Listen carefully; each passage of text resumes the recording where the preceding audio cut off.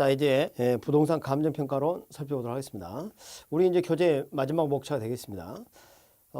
입문 과정에서는 이 감정평가에 대한 아주 자세한 내용을 좀 학습하기보다는 기초적인 그런 용어 정리라든지 그리고 이제 그 감정평가의 3방식 6방법이라는 게 있습니다. 그 틀을 좀 이해하는데 초점을 좀 두겠습니다. 그리고 실제 시험에서도 사실 그 난이도가 깊은 이런 문제는 뭐 우리가 학습을 한다 하더라도 득점하기 힘든 경우도 간혹 있어요. 그런 문제는 우리가 목표가 아니거든요. 자, 감정평가는 총 6문제 정도가 출제되는데 계산 문제가 한두 문제 섞일 수는 있습니다. 뭐 그것은 이제 나중에 말씀드리겠지만 수익관한법의 어떤 계산 문제 같은 경우는 뭐 좀 어렵게 나올 수도 있고 그래요. 그래서 그 한 두 문제나 또는 많게는 한 세 문제 정도는 우리가 어느 정도 마음을 좀 비워야 돼요. 난이도가 높아지면. 그러나 만약 쉽게 출제된다면 전체적으로 한 세 가지 영역으로 좀 나눠봤을 때, 자, 앞쪽 도입부에 있는 그 기초적인 그런 개념하고요. 그 다음에 중간에 있는 3방식 6방법의 내용하고요. 마지막에 이제 그 물건별 평가라든지 뭐 감정평가 절차에 관한 내용이 있습니다. 가격 공시제도 뭐 이렇게 이제 세 가지 영역으로 나누는데 가운데 있는 3방식 6방법의 그 정교한 아주 그 복잡한 이런 내용보다는 도입 부분하고 후반부에 이 내용에 좀 초점을 두는 게 수업 목적상 더 바람직하다. 어차피 뭐 한 문제당 점수는 같은 거 아니겠습니까? 그래서 거기서 한 뭐 네 문제 정도는 우리가 득점을 해서 가져갔으면 좋겠다. 자, 입문 과정에서는 감정평가가 무엇인지, 그 다음에 감정평가는 어떤 기능을 하는 것인지, 감정평가를 분류를 한다면 어떻게 또 분류할 수 있을까? 그 다음에 우리가 가치가 이렇게 우리 평가가 되는데 이것은 어떻게 형성돼서 발생했을까? 그런 부분. 그리고 감정평가는 어떠한 그 방식 등으로 구성되어 있는가? 접근 방식이죠. 뭐 그런 것을 학습하도록 하겠습니다. 먼저 감정평가란 토지 등의 경제적 가치를 판정하여 가액으로 표시하는 것이라고 합니다. 자, 방금 제가 감정평가 정의를 말씀드렸는데 한번 적어보겠습니다.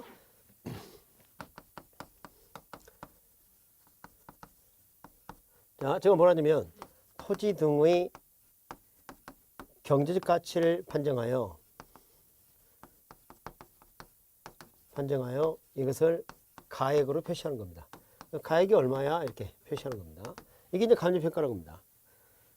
근데 지금 이게 봐보면 토지 등이라는 표현이 있죠. 여기에는 토지만 있는 것은 아니라는 것을 눈치챌 수가 있어요. 그래서 우리 민법 제99조에 따른 토지 및 그 정착물 있죠. 협의부동산 배운 적 있죠. 그거하고 그 다음에 이제 부동산이 아닌 동산, 그 다음에 대통령령으로 정한 자산 하고 그 물건에 대한 소유권 이외의 기타의 권리 뭐 이런 것들이 이제 평가의 대상이 됩니다. 근데 이제 우리 부동산학 개론이기 때문에 초점을 부동산에 초점을 둡니다. 기타의 내용보다는 부동산에 더 초점을 두는 그런 내용을 중점적으로 학습을 했으면 좋겠습니다. 그리고 감정평가가 왜 필요할까? 이걸 한번 생각해 보도록 하겠습니다. 감정평가.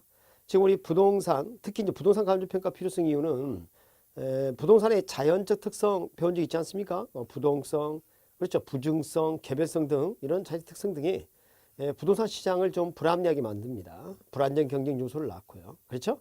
그래서 물건마다 개별성이 강하고 그리고 사회성 공공성이 강한 그런 성격을 갖기 때문에 평가가 필요하다는 겁니다. 그래서 그 내용은 여러분 교재를 통해서 확인 좀 해주시고 출제가 될 수 있는 또 내용 중에 이런 감정평가가 어떤 기능을 할까? 이게 좀 출제가 됐었는데 출제되면 약간 곤혹스러울 수가 있어요. 그래서 약간의 요령을 가지고 이걸 좀 정리를 하도록 하겠습니다. 일단은 감정평가의 기능이 뭐가 있을까?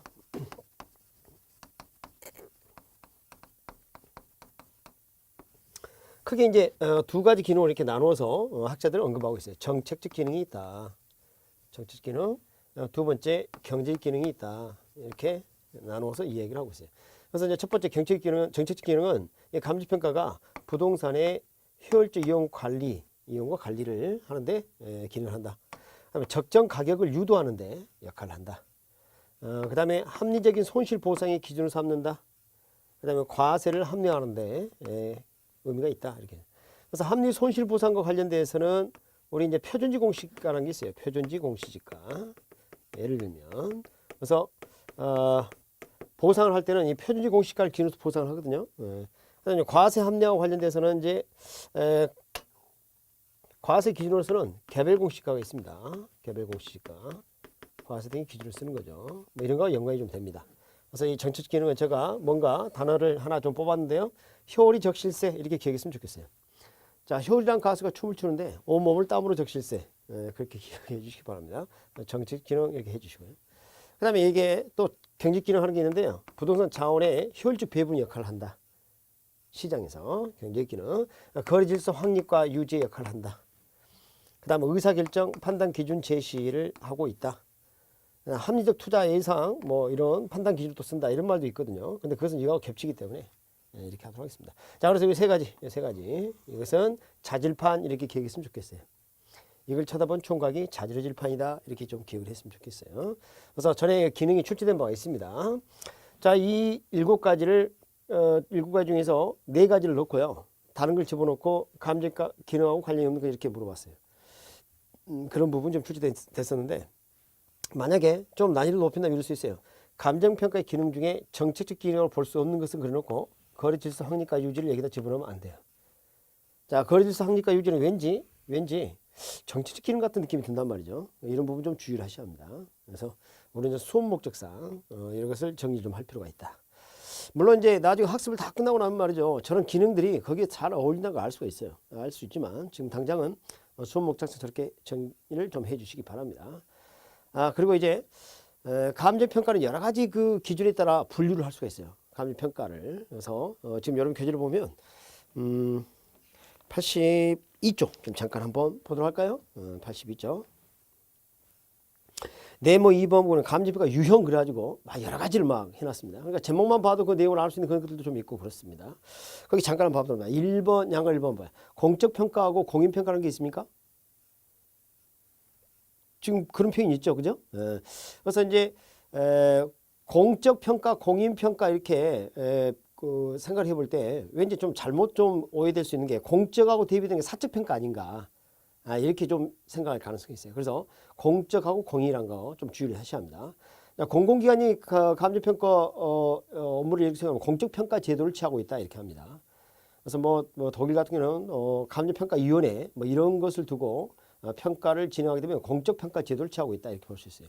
근데 미국이나 이제 한국이나 일본 같은 경우에는 공인된 감정평가사가 평가는 원칙으로 하거든요. 그래서 사적평가를 부르지 않고요. 공인평가로 이렇게 부릅니다. 공인평가 제도를 취하고 있다. 이렇게 볼 수 있겠습니다. 자, 첫 번째 유형이었습니다. 자, 두 번째 보도록 합니다. 필수평가와 이미지평가입니다. 예를 들면 거기 이제 필수평가 같은 경우는 우리가 토지 등을 이제 수용하거나 이렇게 하면 뭐 또는 보상 등을 해야 될 거 아닙니까? 뭐 이런 것은 법률적으로 규정을 해놓은 게 대부분이에요. 그래서 법정돼 있는 이런 평가들은 대부분 좀 필수 평가예요. 그러니까 의무적으로 해야 하는 평가를 뭐라 한다? 필수적 평가입니다. 근데 만약에 갑이란 사람이 자신의 부동산에 뭐 저당 설정 대출 받고 싶은데 이 가치를 판단한다. 뭐 임의적으로 이렇게 할 수도 있겠죠. 뭐 저당에 따른 어떤 평가라든지 이런 것들은 거기 임의적 평가에 해당됩니다. 그래서 매매 시 뭐 상속재산 평가 이런 것들은 임의적 평가에 해당이 됩니다. 그래서 그렇게 또 나눌 수도 있고. 세 번째 공익평가와 사익평가가 있는데요. 공익을 목적으로 하면 공익평가, 개인의 이익으로 하면 사익평가입니다. 평가 주체가 누구냐하고 상관없어요. 정부가 하면 공익평가고 개인이 하면 사익평가 아닙니다. 아닙니다. 어떤 이익을 목표로 했느냐. 공공이익이다. 그럼 뭐예요? 공익평가. 개인이익이다. 사익평가 이렇게 되는 겁니다. 단독평가와 합의제평가라는 게 있죠. 그래서 평가자가 하나다. 단독평가. 합의제평가. 여러 사람. 다수 공동이 이렇게 하는 이런 평가를 또 합의제평가. 이렇게 볼 수도 있고요. 자, 사실 별로 중요하지 않는 그런 파트였어요. 근데 여러분 교재 83쪽에 양가 5번 보면 감정평가 규칙 제6조 흐연한 기준 원칙 이거 있죠. 자, 요거와 관련돼서 부수적인 용어를 좀 정리를 해 드리도록 합니다. 이게 전제 조건에 따라 불리는데요. 전제가 어떤 게 전제가 됐느냐. 첫 번째 현황 평가가 있습니다. 현황 평가. 그다음에 이제 두 번째가 조건 평가. 세 번째가 기한부 평가.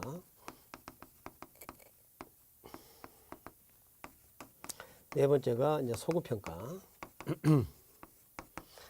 그래서 지금 요 두 가지는 말이죠. 조건의 유무하고 관련된 거예요. 우선 시점을 어떻게, 어느 시점을 가지고 했느냐.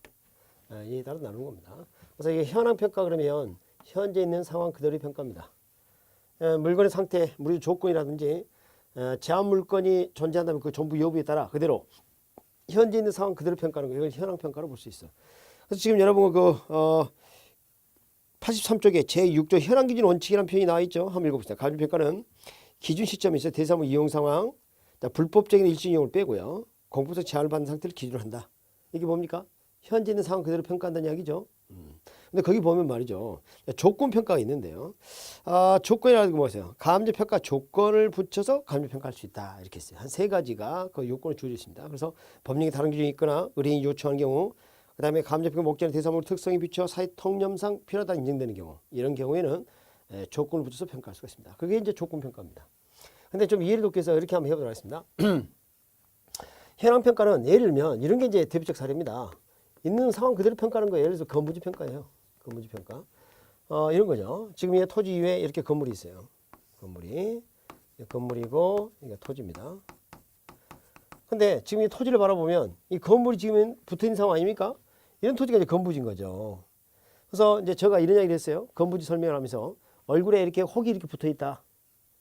그럼 이 얼굴을 세수하는데 상당히 불편할 거란 말이죠. 그래서 얼굴 평가할 때 혹이 붙어 있는 얼굴하고 혹이 없는 얼굴하고는 평가가 다를 수가 있어요. 그래서 만약에 건물이 붙어 있어서 이 건물이 이 토지를 이용하는 데 제약을 일으키는 원인이 된다면 이 토지는 건물이 없는 상태의 나지보다는 가치가 낮게 평가될 가능성이 높습니다. 이걸 건부 감가라고 한 적이 있었죠. 그게 이제 일종의 현황 평가입니다. 현재 건물이 있는 거예요, 없는 거예요? 있는 거죠. 그런데 이런 경우가 있습니다. 지금 현재 토지 건물이 있음에도 불구하고 마치 건물이 없는 것처럼 보고 평가했다. 이런 게 이제 나지 상정 평가입니다. 그게 일종의 이제 조건 평가입니다. 아까 우리 교재에 나와 있는 것처럼 법령이 다른 기준이 있는 경우라든지 의뢰인이 요청하는 경우라든지 감정평가 목적의 대상물 특성에 비추어 사회 통념상 필요하다고 인정되는 경우에는 할 수 있다는 거죠. 자, 이런 경우 그래서 조건이 성취됨을 전제로 하는 겁니다. 미래에 새로운 사태가 발생할 것을 상정하고는 평가, 이게 뭐라고요? 조건 평가입니다. 그러니까 예를 들면 나지 상정 평가 이렇게 하는 걸 볼 수가 있어요. 그래서 우리가 이제 토지를 보상할 때는 기본적으로 나지 상정을 기본 틀로 그러니까 표준지 공시가도 마찬가지죠. 나지 상정을 기본 틀로 해서 일단 평가를 합니다. 나지 상정. 자, 아까 보상이라는 말 빼고 일단은 표준지 공시가 산정할 때 나지 상정 평가. 자, 그렇게 볼 수 있고 그다음에 이제 기한부 평가는 기한부 평가는 장래 미래 시점을 기준으로 하는 겁니다. 장래 미래 시점을 기준으로 평가하는 겁니다. 지금 현재는 그 토지 가치 1억이지만 1년 뒤 특정 시점이 된다면 주변이 개발되면서 땅값이 오를 것 같아요. 그럼 1년 뒤 이 토지 가격이 얼마일까 이렇게 평가하면 뭐가 될까요? 기한부 평가가 되는 겁니다. 아시겠죠? 그러니까 지금 미래 시점을 기준으로 평가하겠다는 얘기죠. 이렇게 평가의 기준이 되는 날짜를 기준 시점이라 합니다. 평가의 기준이 되는 날짜를 기준 시점이라 하는데 이런 기준 시점을 미래 시점으로 할 수도 있고요. 또 과거 시점으로 갈 수도 있어요. 가격 조사가 가능한 경우에만 그렇게 할 수 있습니다. 자, 어떤 경우냐면 지금 소송이 제기됐는데 사건은 1년 전에 생겼다는 겁니다.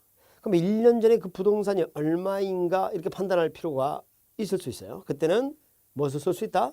소구평가. 소구평가를 쓸 수 있다는 겁니다. 그래서 소구평가는 과거 시점을 기준으로 한다. 과거 시점. 그래서 자, 기한부평가와 소구평가 차이점은 시점을 어디에 뒀느냐? 이거죠. 그래서 지금 여러분 83쪽에 우리 제9조 기본적 사업 확정에 보면 기준 시점은 대상 물건의 가격 조사를 완료한 날짜 이렇게 돼 있죠. 그래서 평가의 기준이 되는 날짜를 어떤 날짜를 기준으로 하냐면 가격 조사가 완료한 날짜를 원칙으로 합니다. 하지만 그게 단서가 있어요. 다만 기준 시점 미리 정했을 때는 이런 거죠. 미리 정했을 때는 어떻게? 그 날짜에 가격 조사가 가능한 경우에만 그 기준 시점을 할 수가 있습니다. 아시겠죠? 그렇다면 우리나라 감정평가 규칙 제9조에 따른다면 소구평가 등을 인정한다는 거예요? 안 한다는 거예요? 한다는 거죠. 합니다. 대신 가격 조사가 가능한 경우에만. 아셨죠? 그러니까 가격 조사 가능하다면 할 수 있다는 거죠. 자, 그래서 기한평가, 소평가 살펴보았습니다. 그 다음에 또 우리가 또 봐야 될 게 제 양갈 6번 규칙 제7조에 개별 물건 기준이라는 게 있습니다. 자, 이걸 좀 보도록 하겠습니다. 자, 이제 물건별로 어떻게 할 것인가. 첫 번째, 한 개 물건과 관련된 개념이 있고요. 그 다음에 일체로 이용되는 물건과 관련된 게 있고 그래요. 그래서 이렇게 나눌 수가 있어요. 한 개 물건 관련된 거, 일체로 이용된 거 이렇게 나눌 수가 있어요. 자, 한 개 물건. 일단은 어떤 부동산 물건이 있다면 개별로 평가하는 게 원칙입니다. 이게 개별 평가예요. 개별 평가가 원칙입니다. 근데 이제 아마 우리 규칙에서는 아마 일체로 이용되는 용도상 불가분 관계에 있다. 뭐 그런 내용이 이제 등장할 겁니다. 그래서 거기 뭐가 되냐면 동그라미 2번에 둘 이상 대상 물건이 일체로 거래되거나 대상 물건 상호나 용도상 불가분 관계가 있다. 일체로 이용 거래되거나 용도상 불가분 관계가 있다. 그러면 하나로 보고 평가하는 거 뭐라 하냐면 일괄 평가입니다. 그러니까 어떻게 됩니까? 예, 부동산 물건은 개별로 평가하는 원칙인데 이것들은 이제 예외가 되는 겁니다. 예외가 되는 겁니다. 요거 말고도 이제 또 예외가 또 있습니다. 비록 이제 한 개 물건일지라도 가치를 달리한다면 따로 구분하여 평가하는 게 있습니다. 이게 구분평가입니다. 구분평가. 이렇게.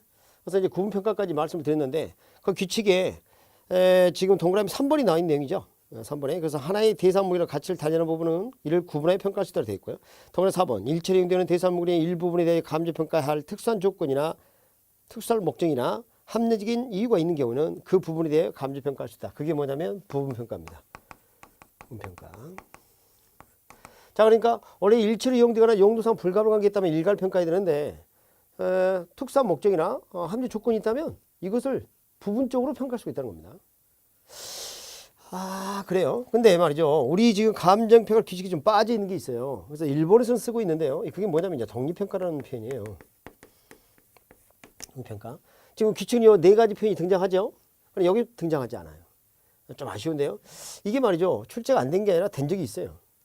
우리 규칙에서 언급을 하고 있지 않지만 출제가 됐었단 말이죠. 그래서 이론적으로는 저게 좀 필요해요. 그래서 저걸 좀 정리 좀 하도록 하겠습니다. 같이. 자, 한 개 물건 관련된 개별 평가의 사례는 이거 어떻습니까? 자, 22번지 토지가 있어요. 한 필지가 이렇게 있어요. 여러분, 필지가 뭐예요? 그렇죠? 인재로 구분된 선 이내에 그렇죠? 권리 구분을 하기 위한 등기 등록단위 이게 필지였죠. 그런데 말이죠. 자, 이 필지 전체를 그대로 이렇게 주택으로 이용하거나 주차장으로 이용하거나 그러면 어떻게 돼요? 가치 수준이 비슷한 일단은 토지는 하나죠? 이게 뭐예요? 일획지인 거죠. 획지. 자, 이건 어때요? 획지가 뭐였어요? 경제상 개념이었죠. 감정평가의 기준이 되었었나요? 그랬었죠. 그러니까 지금 이건 그대로 평가하면 되는 거예요. 가치 수준이 비슷한 일단 토지는 하나니까. 맞습니까? 그렇게 볼 수가 있어요. 근데 말이죠. 이런 경우 어떻게 돼요? 이런 경우. 자, 23번지 토지가 있어요. 자, 번지가 하나죠. 뭐야? 필지는 하나예요. 그러니까 도로 인접한 23번지 토지 이게 말이죠 평수가 넓어. 그래서 앞쪽 도로 부분 여기 접하는 부분은 상가로 뒤쪽 부분은 주택 이렇게 이용할 수도 있을 것이다. 그럼 어떻게 됩니까? 가치 수준이 비슷한 일단의 토지 하나 가치 수준이 비슷한 일단의 토지 또 하나 획지는 몇 개인가요? 2획지가 되는 거죠. 2획지. 자, 이겁니다. 비록 한 개의 물건일지라도 가치를 달리하는 부분이 있다면 이걸 따로 뭐 구분하여 평가한다. 이게 구분평가입니다. 아시겠죠? 자, 이렇게 이해하면 이해가 쉽네요. 자, 그 다음에 이런 건 어떻습니까? 자, 번지가 24번지, 25, 26번지 이렇게 있어요. 필지가 몇 개인가요? 세 필지죠? 근데 전체를 주차장이나 상가나 뭐 이렇게 써버렸단 말이에요. 이렇게. 그럼 가치 수준이 비슷한 일단은 토지는 하나인 셈이죠? 네, 그래서 이때는 획지가 하나입니다. 어떻습니까, 이거? 아까 이미 말씀드린 일체로 이용되거나 용도상 불가분 관계 있는 거 아닙니까? 그때는 일괄하여 평가한다. 하나로 보고 일괄로 평가한다. 자, 이거. 자, 우리 주택 그러면 토지 플러스 건물 맞죠? 주택이 전체가 이제 복합 부동산이라고 볼 수 있는데 주택을 평가할 때는 토지 따로 건물 따로 이렇게 평가하지 않습니다. 그래서 이것을 일괄하여 평가하는 게 기본 틀이라는 걸 알 수 있어요. 일괄하여 평가하는 게 기본 틀이라는 걸 알 수 있다. 그런데 지금 이 토지 부분, 이 부분을 따로 평가하고 싶어요. 따로 가치가 얼마인지. 근데 이것은 어떤 조건에 따라서 달라집니다. 어떤 조건에 따라서 달라져요. 지금 현재 상태를 한번 봐봅니다. 토지에 지금 건물이 있죠. 그럼 이 건물이 토지에 좋지 않은 영향을 미칠 수도 있단 말이죠. 그러니까 이 토지는 전체 주택의 일부분이라고 보고 평가를 하면 그게 부분평가가 되는 거예요. 아, 그러니까 이미 우리가 살펴봤던 현황평가 일종이구나. 이걸 알 수가 있어요. 그죠? 현황평가 일종이구나. 이걸 알 수 있어요. 근데 만약에 이렇게 되면 어떻게 돼요? 지금 현재 건물이 있음에도 불구하고 마치 건물이 없는 것처럼 보고 평가했다. 그럼 이 토지는 복합부동산 이 주택에서 마치 독립된 거하고 비슷한 거죠. 그렇죠? 그래서 이 건물이 없는 상태로 이거 평가하는 거 이거 뭐예요? 독립평가 이렇게 볼 수가 있어요. 그래서 이것은 조건부 평가 일종이구나 이렇게 이해할 수 있어요. 조건 평가 일종이구나. 그래서 아까 말씀드린 것 같이 우리 감정평가에 관한 규칙에서는 이 독립평가라는 내용이 언급이 안 돼 있어요. 근데 출제가 됐어요. 출제가. 그리고 앞으로 출제 안 된다는 보장을 할 수가 없습니다. 왜냐하면 이걸 제대로 이해하려면 이것도 필요하거든요. 그렇죠? 네, 그래서 학습을 같이 했으면 좋겠다. 학습을 이렇게 좀 정리를 했으면 좋겠습니다. 자, 그런데 이런 부분들이 조금 이제 헷갈립니다. 어떤 게 좀 헷갈리냐면 지금 여러분 구분이란 표현하고 이 부분이란 표현들이 이제 헷갈려. 그래서 약간의 좀 요령을 말씀드리면요.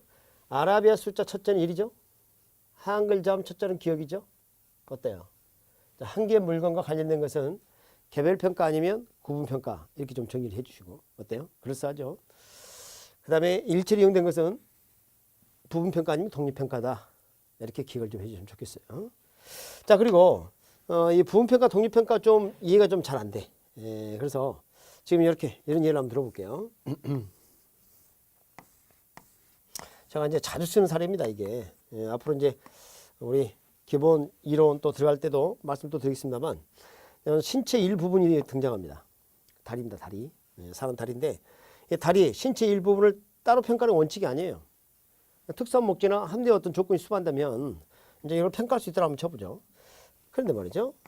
이 상반신 이불 안에 갇혀 있는 상반신 이렇게 보니까 사람이 여기는 이효리고 여기는 뭐 이영자씨고 그래요. 그러니까요. 신체 일부분을 따로 평가하는 건 원칙은 아닙니다. 그 부분 평가 원칙은 아닌데 이게 이효리 다리냐 이영자 다리냐에 따라서 다리 가치가 달라질 수 있겠죠. 자, 이게 뭐예요? 부분 평가예요. 현재 있는 상황인 거예요. 근데 만약에 이게 없다. 이게 없다. 그러면 여기 2번이 더 비쌀 수도 있다. 근수가 더 많이 나갈 수도 있잖아요. 그게 독립평가입니다. 독립평가. 이런 부분 좀 주의해 주시고. 그리고 좀 아쉬운 게 하나 더 있는데요. 우리 이제 그 법에 정해져 있으면 법에 따르는 게 일단 원칙이에요. 이론상 어떤 논의를 하더라도 법에서 정해진 게 있으면 법정 평가를 해서 그대로 따라갑니다. 그래서 어떤 게 하나 있냐면 자, 한계 필지가 있어요. 여러분, 한계 부동산과 관련된 것은 개별평가 아니면 구분평가를 했었죠. 그런데 말이죠. 자, 이 한계 필지가 일부가 도시계획에 저촉돼서 일부분이 수용에 따른 자, 강제 매입입니다. 수용에 따른 보상평가를 받는 거예요. 그때는 말이죠. 어떻게 평가해 주냐면요. 부분평가해 줍니다. 이거 참 조심해야 돼요. 그래서 한 필지라 해서 무조건 구분평가 그러면 안 돼요. 기억이 아니고 비급이에요. 그래서 이렇게 현재 있는 상황 그대로 평가해서 보상을 해주겠다는 취지예요. 그래서 참고적으로 하나 더 우리 보상평가는 자, 보상평가는 기본적으로 어떻게 하겠다? 부분평가를 하겠다. 이렇게 좀 이해를 하셨으면 좋겠어요. 부분평가. 이것은 현황평가 일종이다. 현황평가 일종이다. 이렇게 볼 수 있겠어요. 다른 것은 보상의 비읍, 부분의 비읍 이렇게. 알겠죠? 이렇게 해서 여기 좀 구분 좀 해주세요. 이것은 따로 정리를 하셔야 합니다. 그러니까 지금 한계 필지 이야기에서 구분평가도 출제가 됐었고요. 이렇게 보상평가 이야기도 출제가 됐었다는 거죠. 그래서 우리 수험생들은 저는 혼란을 좀 최소화할 필요가 있다. 그래서 지금 여러분 이제 83쪽에 있는 양가리 6번까지를 설명해 드렸습니다. 그 다음에 또 용어 좀 더 정리해보죠. 뭐 참모평가도 있고 수식평가도 있는데요. 참모라는 것은 이제 영어로 스텝입니다. 스텝. 나는 감정평가사인데 K은행에 취직됐어요. 그럼 그 은행에서 평가에 관한 업무를 하긴 하겠죠. 그러나 독립돼서 평가하는 게 아니에요. 그래서 참모직 위치에서 평가한다 해서 피고용인 신분에서 이렇게 평가를 하게 되면 참모평가 이렇게 할 수가 있습니다. 그 다음에 거기 이제 수식평가. 이것은 뭐냐면 이제 좋은 뭐 사례가 이런 거 한번 생각합시다. 만약에 예전에는 세종 신도시가 건설이 안 됐지 않습니까? 세종 신도시를 건설한다면 이게 사회적 가치는 얼마일까 이런 것을 평가해 본다 합시다. 그러면 감정평가에서 혼자 이것을 해결할 수가 없어요. 그러니까 많은 전문인들이 필요할 것이다. 대학 교수라든지 그렇죠? 감정평가사는 물론이고 기타. 그래서 고도의 어떤 전문적 판단이 필요한 이런 경우는 수시적 평가 또는 일시적 평가 또는 임시적 평가 이렇게 표현도 합니다. 그래서 이것은 뭐 출제가 많이 되는 파트는 아니어서 그렇게 간략하게 정리를 좀 해봤습니다. 자, 강의를 진행한 과정에 있어서 좀 어중간하기 때문에 강의를 일단 여기까지 마치고요. 다음 강좌에서는 우리가 지금 평가원이라는 게 부동산의 가치를 판정하여, 그렇죠? 경제 가치를 판정하여 가액으로 나타내는 것이라 했었죠. 그럼 우리가 이제 쓰는 표현 중에 가치란 표현도 있고 가격이란 표현도 있고 그래요. 그래서 이런 부분들을 조금 더 구분해서 엄중하게 한번 다뤄볼 필요가 있습니다. 출제되니까요. 자, 다음 강좌에서 뵙도록 하겠습니다.